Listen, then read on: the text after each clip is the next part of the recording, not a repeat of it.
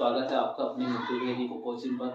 कल हमने देखा था कि भारत की स्वतंत्रता के साथ जो विभाजन हुआ, उस विभाजन की प्रक्रिया में क्या क्या कठिनाइयाँ थी। आज हम देखते हैं कि भारत विभाजन के परिणाम क्या क्या हुए। भारत विभाजन का पहला परिणाम था आबादी का स्थानांतरण। विभाजन की घोषणा होने के साथ ही सीमा के दोनों ओर जो अल्पसंख्यक थे उन्हें अपना घर बार छोड़ करके भागना पड़ा था और आबादी का हुआ था स्थानांतरण। और ये सारा स्थानांतरण आकस्मिक था, अनियोजित था और त्रासदी से भरा था। त्रासदी से इसलिए भरा था क्योंकि धर्म के नाम पर एक समुदाय के लोगों ने दूसरे समुदाय के लोगों को बेरहमी से मारा था। लाहौर, अमृतसर जैसे हिस्सों में, पश्चिम बंगाल जैसे हिस्सों में धर्म के नाम पर एक समुदाय के लोगों ने दूसरे समुदाय के लोगों को मारा और ये पूरा घटनाक्रम काफी ज्यादा हिंसा और त्रासदी से भरा था। दूसरा पॉइंट है घर बार छोड़ने की मजबूरी। जैसे ही ये पता चला कि भाई धर्म के नाम पर एक समुदाय के लोग दूसरे समुदाय के लोगों को मार रहे हैं, तो सीमा के दोनों ओर के अल्पसंख्यक अपना घर बार छोड़ करके सीमा के दूसरी ओर जाने का प्रयास कर रहे थे।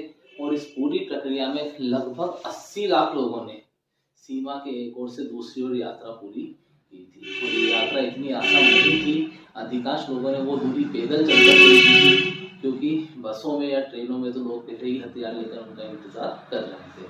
तो दूसरा परिणाम रहा था कि अल्पसंख्यकों को अपना घर बार छोड़ करके सीमा के दूसरी ओर जाना पड़ रहा था।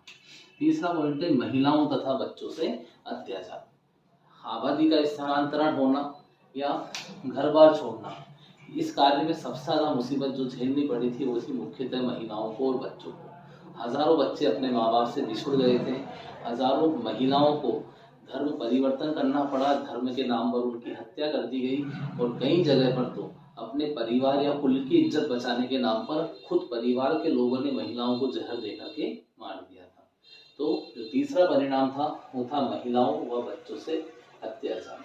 अगला पॉइंट है इसका हिंसक अलगाव। वही विभाजन के बाद जो दोनों ओर लोग भाइयों की तरह रहा करते थे, दोस्तों की तरह रहा करते थे, वही अलग अलग धर्म के लोग अब आपस में एक दूसरे के दुश्मन बन चुके थे। और ये जो उनका अलगाव है ये कोई अहिंसात्मक नहीं था, शांतिपूर्वक नहीं हुआ था, ये हिंसक तरीके से हुआ था, क्योंकि दोनों ही धर्म के लोग एक दूसरे की जान लेने के लिए तैयार थे। तो अगला पॉइंट जो है हिंसक अलगाव। इसमें धर्म के नाम पर एक समुदाय के लोग दूसरे समुदाय से अलग हुए, लेकिन वो हिंसक अलगाव के आधार पर अलग हुए थे। और लास्ट पॉइंट आता है भौतिक संपत्ति का बंटवारा। भारत और पाकिस्तान का जब विभाजन हुआ तो केवल आबादी का ही नहीं, वहां पर पुलिस के वाद्य यंत्रों का, पुलिस के जो हथियार होते हैं उनका, सेना के जवानों का टेबल, कुर्सी, टाइपराइटर्स, इन सभी चीजों का, इन भौतिक वस्तुओं का भी बंटवारा किया गया था। जहाँ जनसंख्या ज्यादा थी और क्षेत्रफल ज्यादा था उनके हिस्से में ज्यादा चीजें, और जहाँ जनसंख्या व क्षेत्रफल कम था उनके हिस्से में कम चीजें आई थी। तो इस प्रकार भारत विभाजन के हुए थे ये 5 परिणाम जो आपको पॉइंट ध्यान रखने हैं। पहला है आबादी का स्थानांतरण, दूसरा है घर बार छोड़ने की मजबूरी, तीसरा है महिलाओं व बच्चों से अत्याचार, चौथा है हिंसक अलगाव और पांचवा है भौतिक संपत्ति का बंटवारा। चूंकि हमारे देश का विभाजन हुआ तो धर्म के आधार पर था, लेकिन हमारे देश की सांस्कृतिक विविधता, इतिहास, इन सभी चीजों को ध्यान में रखते हुए उस समय की नीति निर्माताओं ने हमारे देश को कौन सा देश बनाने का प्रयास किया था? धर्मनिरपेक्ष देश। और इसी के आधार पर हमें हिंदू राष्ट्र न बोल करके धर्मनिरपेक्ष देश का दर्जा दिया गया था। आजादी के बाद भारत का विभाजन हुआ। विभाजन के बाद जो भारत को दूसरी समस्या का सामना करना पड़ा था वो समस्या थी रजवाड़ों का विरोध। अब रजवाड़े क्या थे? तो आजादी के पहले यानी जब अंग्रेज हमारे ऊपर राज किया करते थे उस समय पूरा भारत जो है वो 2 भागों में बटा हुआ था। पहला भाग कहलाता था ब्रिटिश भारत। ये ऐसा हिस्सा था जहां अंग्रेज सरकार हमारे ऊपर प्रत्यक्ष शासन करती थी, नियम कानून नाम सब कुछ उन्हीं का था। तो इस हिस्से पर यानी कि जो ब्रिटिश भारत वाला हिस्सा था, इस हिस्से पर अंग्रेजों का सीधा नियंत्रण था। और दूसरा हिस्सा कहलाते थे रजवाड़े या रियासत। अब ये भारत में लगभग इनकी संख्या हुआ करती थी 565। ये छोटी छोटी रियासतें थी जिन पर नाम मात्र के लिए राजाओं का नियंत्रण था, लेकिन वहां पर भी शासन अंग्रेज लोग ही किया करते थे। तो आजादी के पहले भारत 2 भागों में था। पहला है ब्रिटिश भारत जिस पर अंग्रेज सरकार का पूरा नियंत्रण था, और दूसरा छोटे या बड़े आकार के राज्य जिन्हें रजवाड़े या रियासत कहा जाता था, जिन पर राजाओं का शासन होता था। इनकी संख्या आजादी के पहले थी 563। अब रजवाड़ों के विलय की समस्या क्या थी? तो ब्रिटिश सरकार ने भारत की स्वतंत्रता के साथ ही ये घोषणा कर दी कि वे रजवाड़े जो है वो भी ब्रिटिश दास्ता से आजाद हो जाएंगे। अब वे चाहे तो भारत में शामिल हो, अपनी मर्जी से चाहे तो वे पाकिस्तान में शामिल हो, और अपनी मर्जी से चाहे तो वे अपने आप को स्वतंत्र भी रख सकते थे।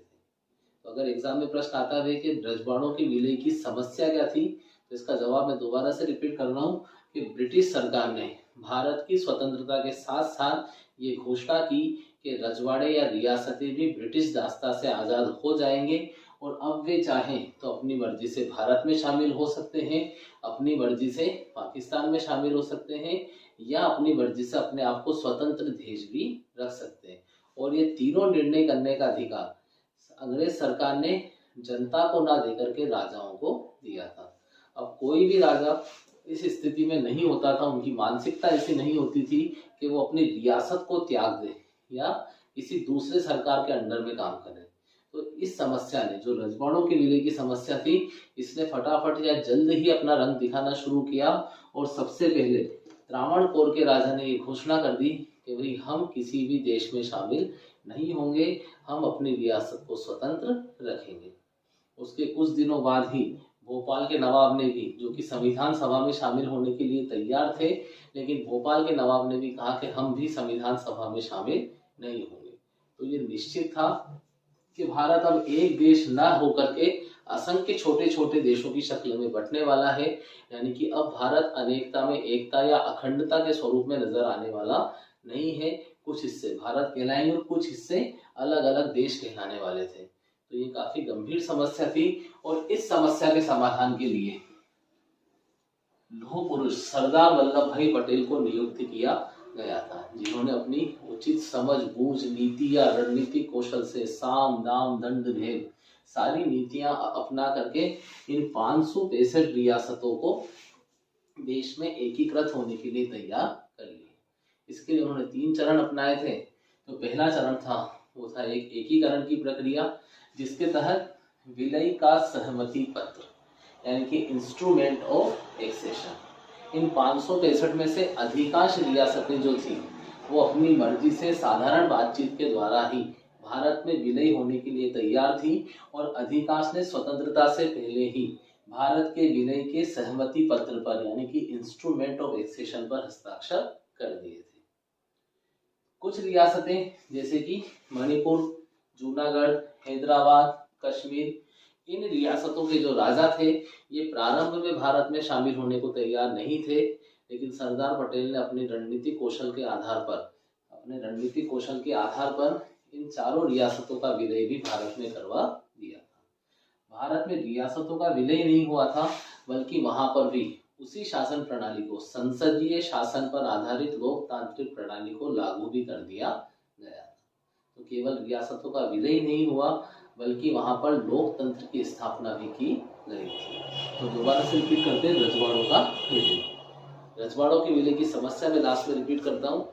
रजवाड़ों के विलय की समस्या ये थी कि अंग्रेजों ने एक घोषणा की कि ब्रिटिश भारत जब आज़ाद हो जाएगा तो उसके साथ साथ रजवाड़े या रियासतें भी आज़ाद हो जाएगी।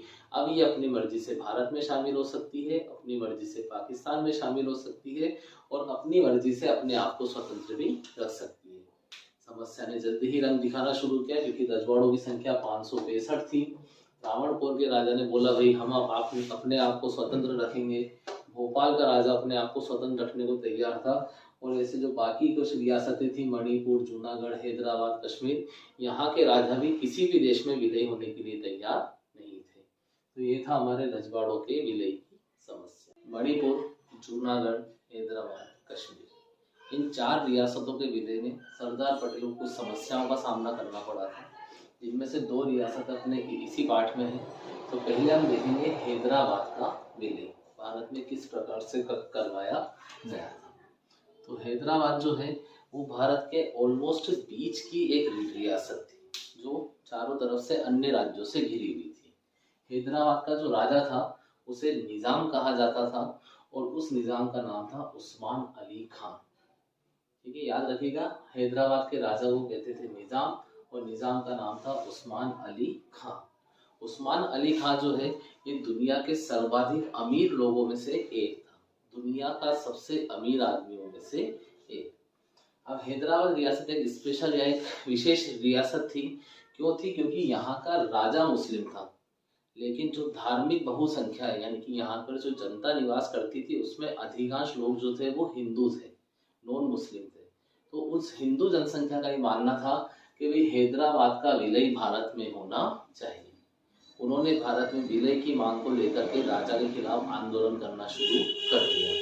अब वो राजा, वो निजाम जो दुनिया का सबसे अमीर आदमी है, वो जनता का विद्रोह सहन नहीं कर पाया और उन्होंने आंदोलन को समाप्त करने के लिए एक अर्ध सैनिक बल, जिसका नाम रखा था रजाकार, नाम याद रखिएगा, एक अर्ध सैनिक बल तैनात किया जिसका नाम था रजाकार।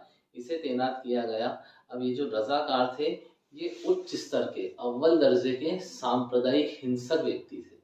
इन्होंने धर्म देख करके लोगों के साथ में मारकाट करना, हिंसा करना प्रारंभ किया, या यूं कहें कि इन रजाकारों ने अन्य धर्म के लोगों के साथ, नॉन मुस्लिम्स के साथ हर प्रकार के अत्याचार किए थे। इसे देखते हुए भारत सरकार ने ऑपरेशन पोलो, इस कूट नाम से, इस गोपनीय नाम से एक अभियान चलाया और भारतीय सेना को हैदराबाद रवाना करने की तैयारी कर दी। सितंबर 1948 में सरदार पटेल के निर्देशन में भारतीय सेना हैदराबाद आ पहुंची। थोड़े से समय के लिए राजा की सेना यानी कि रजाकार और भारतीय सेना के बीच संघर्ष हुआ और उस संघर्ष में राजा की सेना ने आत्मसमर्पण कर दिया और इस प्रकार हैदराबाद का जो विलय है वो भारत में कर लिया गया था। इम्पोर्टेंट टॉपिक इसके, राजा को कहा जाता था निजाम, उसका नाम था उस्मान अली खान, उसने जो अर्ध सैनिक बल तैयार किया उसे कहा गया रजाकार और उस ऑपरेशन को नाम दिया गया ऑपरेशन पोलो। दूसरी रियासत जो हमारे सिलेबस में है वो है मणिपुर का विलय। मणिपुर का विलय कैसे हुआ वो हम देखते हैं। तो यहाँ के राजा जिनका नाम था बोध चंद्र सिंह, इन्होंने भारत के विलय पत्र पर हस्ताक्षर कर दिए, यानी कि इंस्ट्रूमेंट ऑफ एक्सेशन पर इन्होंने हस्ताक्षर कर दिए, लेकिन इसके बदले इन्होंने शर्त रखी कि भाई मणिपुर की आंतरिक स्वायत्तता बनी रहेगी, यानी कि विदेशी मामले भारत सरकार संभाले, लेकिन मणिपुर की जो आंतरिक शासन व्यवस्था है वो यहाँ के राजा बोध चंद्र सिंह के द्वारा ही संभाली जाएगी। और उस समय रियासतों का विलय भारत में करना जरूरी था, इस कारण सरदार पटेल ने इनकी इस बात को मान लिया। लेकिन यहाँ पर भी जनता के दबाव में राजा जो है वो जनता के दबाव में आए और 1948 में मणिपुर में चुनाव करवाए गए। इस प्रकार मणिपुर में संवैधानिक राजतंत्र स्थापित हुआ, यानी कि शासन भारतीय संविधान के आधार पर चलेगा, लेकिन नाम किसका रहेगा? राजा का। अब जब संविधान के आधार पर वहां चुनाव हुए, विधानसभा चलने लगी, तो विधानसभा में बहुमत मिला था मणिपुर कांग्रेस को, और जो मणिपुर की क्षेत्रीय पार्टियां थी उन्हें 21 सीटें प्राप्त हुई थी। तो मणिपुर कांग्रेस पूरी तरह से चाहती थी कि मणिपुर का विलय भारत में करवा दिया जाए, लेकिन अन्य पार्टियां इस विलय के पक्ष में नहीं थी। तो अन्य पार्टियों की सहमति के बिना, किसी विचार विमर्श के बिना मणिपुर का विलय भारत में करवा दिया गया और उस विलय को लेकर के आज भी जो मणिपुर के लोग हैं उनमें नाराजगी का भाव देखा